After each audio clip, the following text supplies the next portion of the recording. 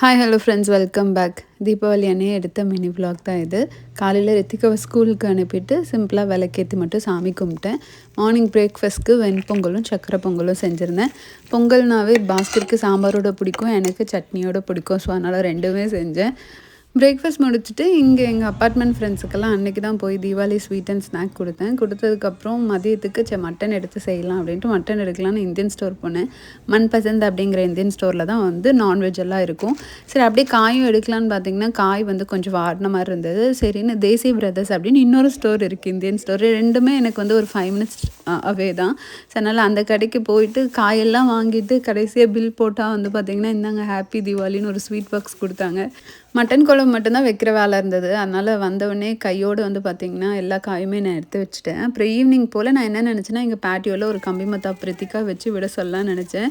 நாங்கள் எங்கள் அப்பார்ட்மெண்ட்டில் வந்து சைக்கிளிங் எல்லாம் இந்த ஏரியாவில் தான் வந்து பசங்கள்லாம் போவாங்க. திடீர்னு அங்கே எடுத்துகிட்டு வந்து கம்பி மத்தாப்பு வைக்கலான்னு எல்லோரும் டிசைட் பண்ணி சூப்பராக எங்களுக்கு வந்து தீபாவளி ஈவினிங் முடிஞ்சது.